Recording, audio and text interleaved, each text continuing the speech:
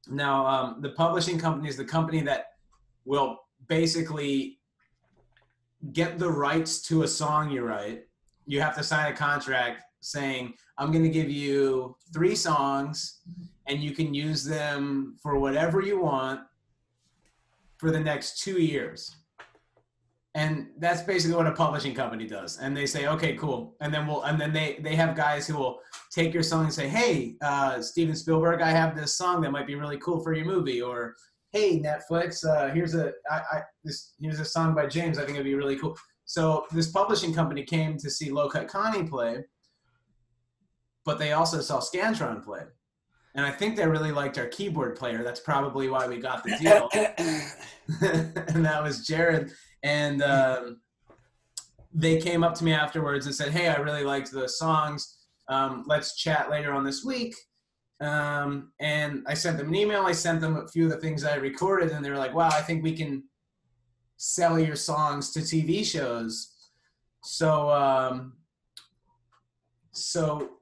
they ended up doing that. They pitched one of my songs. Has anyone ever heard of that show, The Flash on CW?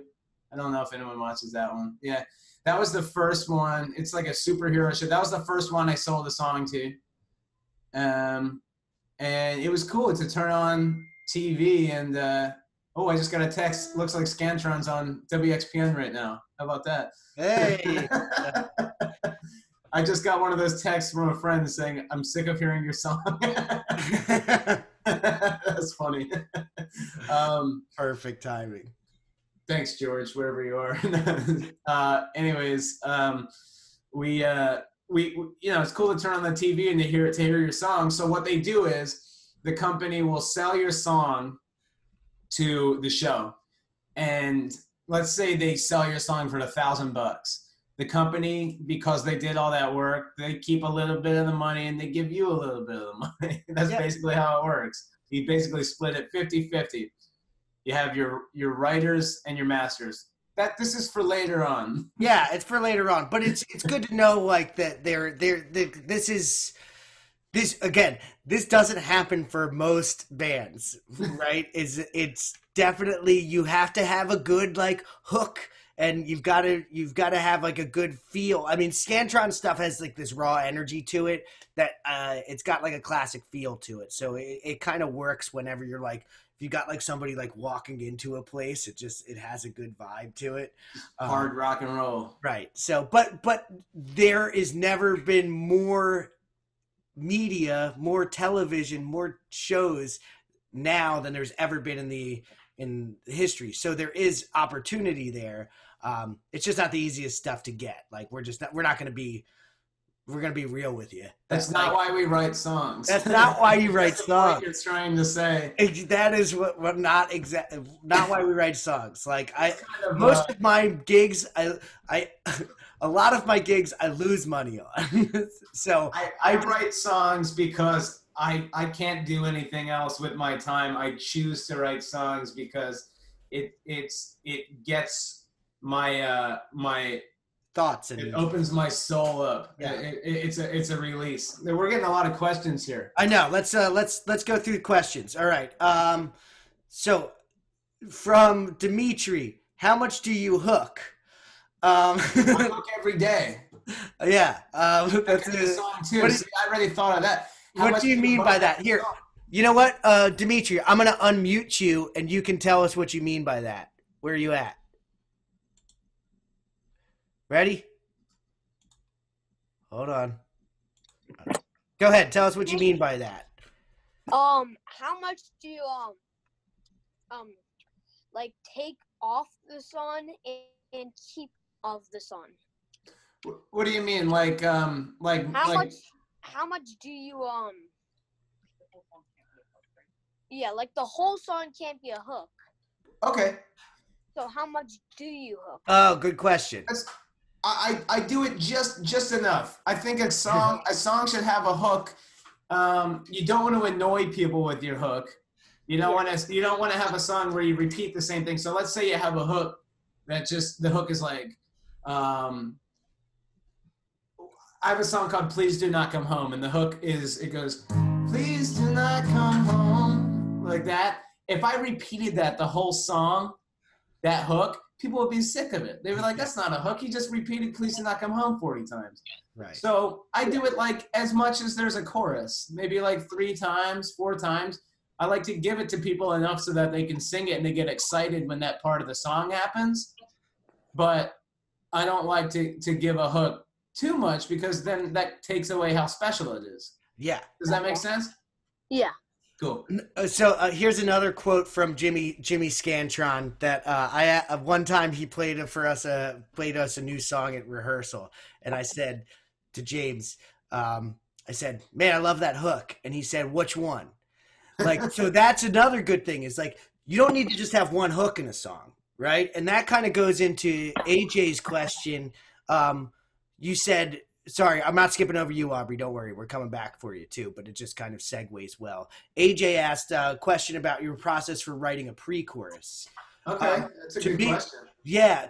So a pre-chorus, I think of pre-choruses as bridges. Anything that's not a verse or a chorus is a bridge. It connects 2 sections of a song. Mm-hmm. My best advice for a bridge, do something different. Yeah. I know that's like not like great, crazy, like good advice, but like if you're an A, don't make your pre-chorus an A. Well, it could be. It could be. Or it could be, maybe if you're going A major to A minor, that could be like and taking it's like something like, right? Just doing that, like Little Black Submarines by my chorus. For pre-choruses for me, because a chorus, I think we're all agreeing that a chorus is kind of like a hook, or sometimes the chorus is the hook. Yeah. Sometimes the hook is the pre-chorus, but the whole point is to get from your verse to your chorus. So it might not be. Some songs don't have a pre-chorus straight up. Some songs could just be verse right into a chorus.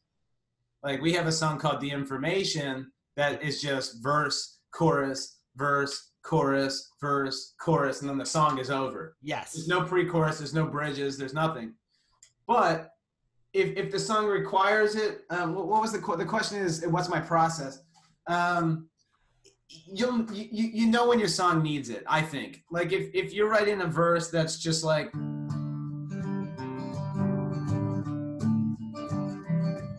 and then you want to get to a chorus that's like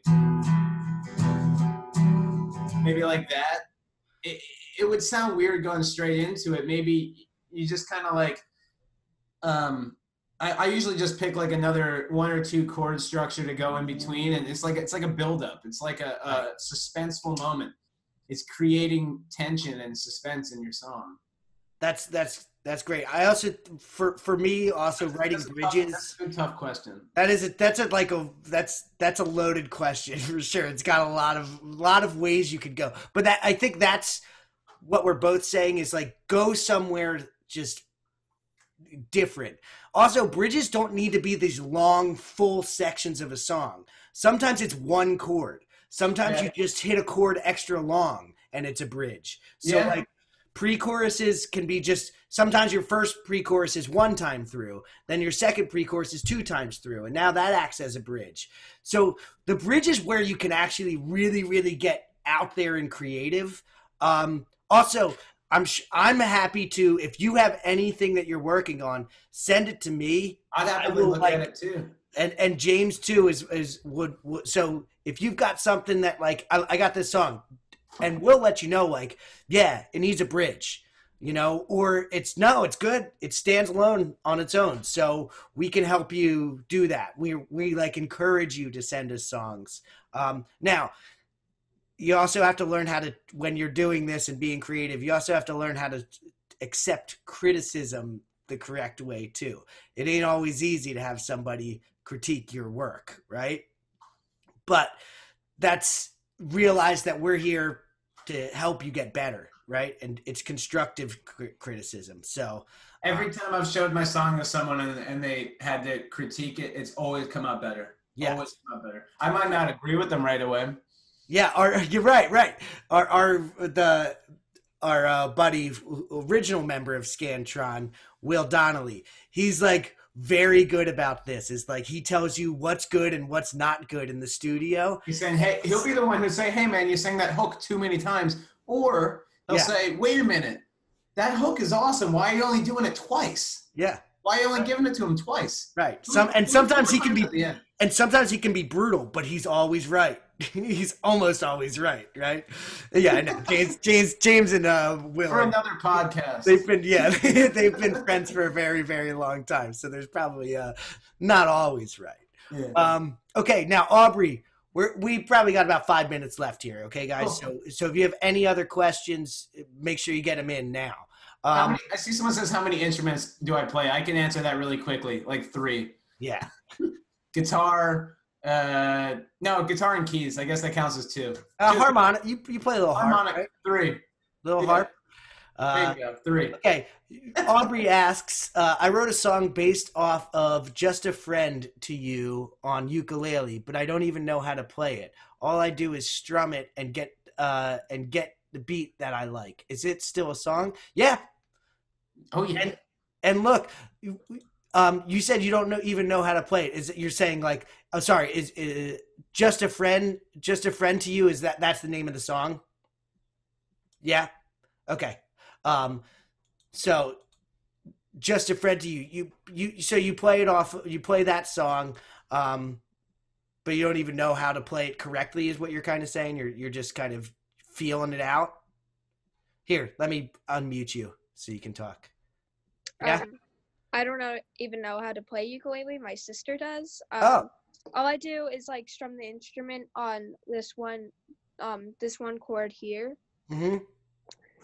It's my sister's ukulele. Okay. I just wrote a song that I like, and I just based it off of that one chord. So I didn't know if it counts as a song. Yes. You know what?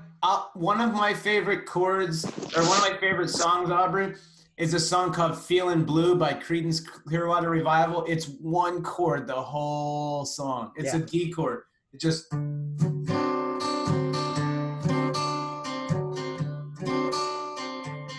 over and over again. They just change how they sing. Yeah. So that's what changes. Right. The chord stays the same, but their voices get higher or lower, or they sing a different melody at different points in the song. So yeah, I mean, one chord is totally fine for, you know.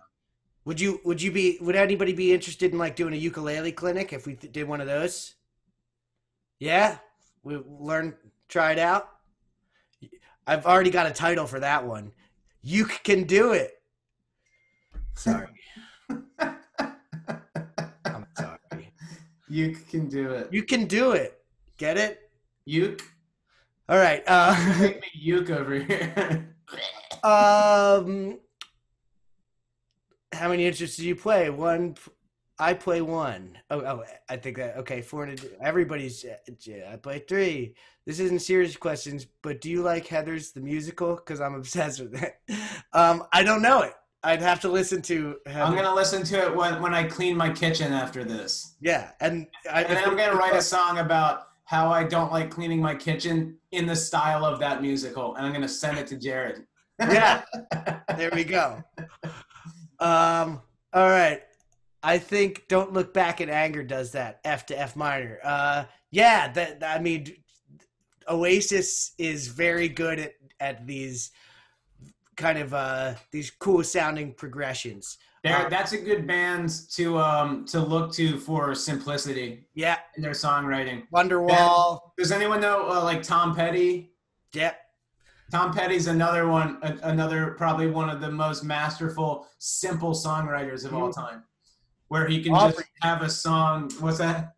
Oh no, never mind. It was a different student I was thinking of that was really. Yeah, it's just he'll write songs that are like 3 chords the whole time, and it's just like these anthems that generations sing, and you're like, I could have wrote that. Every Tom Petty song I listen to, I'm like, man, I could have wrote that, but I couldn't have because he's Tom Petty. Yeah, exactly. All right, and so Ben, you're saying my song's hook is the chorus. Yep, that's cool. That's usually are. Yep, that's pretty. Those are usually choruses. Common. Oh, also, where you put your chorus in the song is also that changes the whole song too. Some songs start right off How the about like chorus. the Beatles? She loves you, yeah, yeah, yeah, right off the bat. So don't think of like your song form needs to start in a certain way. There's all different ways that you can start with stuff. All right, I'm going to try and keep up with these questions. I came up with both by thinking about my book. Okay, cool. Oh, that's the song you were writing, right? Here's one from Sean and Cole. Okay, yeah. Do you find it easier to write a song from your own life perspective or to sort of remove your own self and write as a sort of character? That's a good question. You know what? I'll say this. One of those is easier for me, and one of those I use as an exercise a lot. So the one that's easier for me is writing songs from my perspective. Selfishly, that's how I write a lot of my music, is this is how I'm feeling. Like, you have to feel how I feel when you listen to my song. That's how I write a lot of my music. A challenge for me, and maybe it's not a challenge for some people, it wasn't a challenge for Bob Dylan, where he would create characters and he would create stories. He would create story arcs and other characters that would interact with the main character. That's a challenge for me as a songwriter, but I have tried it, and maybe I'll try it this afternoon. I find to write poppier songs, like ones, I think it's easier to write a hook for me when I write it how I feel, because I try and just make my feeling be more universal to everybody's, because I know everybody, I feel the same things, that we all feel the same way sometimes. Right. And so I find writing a catchier song like that. And yeah, maybe, like I said, I was telling you guys earlier about the other song called I'll Always Be Your Fool. I heard someone say that in a restaurant, so I guess maybe I was being that person. You know, I heard them say it. I wasn't feeling it at the moment, but I was thinking about being in that person's shoes. The chorus is like, you know, I'll always be a fool. You know, I'll always be a fool. You know, I will always be a fool. So yeah. I wasn't thinking that at the time, but maybe we all feel that sometimes we're in love with someone, and yeah, we act goofy around them. I agree with James that it's easier for me to write from my own perspective, but the next one that I feel like is actually the next easiest one to write for me is like a narrative perspective, where like you're on top and you can see the whole situation, and you're writing from this way. That's actually kind of the Jack and Diane, to bring it back to that one. That's written by Lily, Rosemary, and the Jack of Hearts by Bob Dylan. yeah. So that's a nice, easy way to be like, oh, you're the all-knowing narrator. That's an easier way because you don't have as much invested in that, right? It's not putting your own emotions out there. We could actually go over, if everybody enjoyed it, give me a thumbs up if you think this was a good, productive time, right? Yeah. Nice. Will gave me a thumbs up too. He gave me we got a type thumbs up. That's awesome. We are going to try and do more of these. The next one, maybe I'll talk more. I could do this one just talking about different song forms, perspective, which is what Cole's question was your perspective, right? Is who's talking to who and why. Those are very good questions to just start writing a song. Who is talking to whom? Is it who or whom? I think it's whom there, right? Whom. Who is talking to whom? Whom. And maybe we can write a song about the difference between who and whom. Yeah, right. There you go. There's one right there. And why? But you think about who is talking to whom, and why. Who is talking to who, and whom, and why. And that will give you a basic to jump. It sounds like that's a Dylan song right there. Who is talking to who and whom and why? This answer only lives up in the sky. Who, whom, why? I told you, Jimmy can go all day. Do it. Great. So this was awesome. This was our first one we tried with this, and I'm actually surprised at how well this really went. What? Good job, guys. Good job for everybody. Power of the internet. Woo! Power of the interwebs. We've been wanting to do stuff like this for a while, and it's kind of like this. Sometimes life makes the decisions for you, right? Jared, I just want to say I'm really proud of all your students utilizing the internet in a creative way. I think it's really cool, especially for musicians to know how to do stuff like this and collaborate. Yeah. I think you guys are off to a really killer start. I think I should be really proud of that. The creatives, we always thrive because we know how to keep ourselves busy too. So keep yourself busy. I love all these your virtual backgrounds that we're seeing too. Oh, I picked one out, but then I didn't. I was gonna, because I really wish I was in the desert, but then it didn't work on my face. Yeah. So, who likes Weird Al? Okay, that's who likes Weird Al? Ended on that one. We all like Weird Al, right? So write a Weird Al song. Ooh, so what he does is he takes other people's songs and just changes the lyrics. That's all he does. That's all he does. Right? That's like, just eat it. Just eat it. Right? If it's cold, reheat it. Right. It's so you can all do that. Thanks so much, everybody. This was a lot of fun. Like I said, I'll send over the recording of it, or maybe I'll probably just post it on social media, so I'm not bugging you guys with extra emails. But you can find it. It'll be on YouTube. It'll be everywhere, everywhere on the internet. Oh, Yoda was from Lola by the Kinks.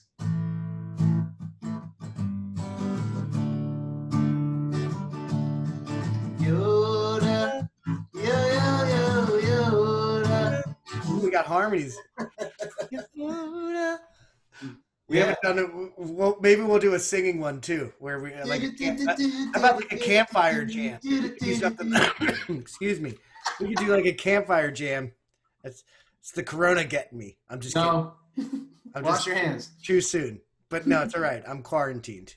Yoda or Baby Yoda? Yoda, baby Yoda, baby Yoda. All right, this is going on longer now. At the end, we gotta work on our endings. That's what we're gonna have to do. So, how do we end one of these? How about everybody give one of these? I want to hear everybody's songs if you have them. And remember, your first song is not your last song. Keep writing. Just write. Right. Find it till it sticks. All right. Love you guys. Live long and prosper. Miss you.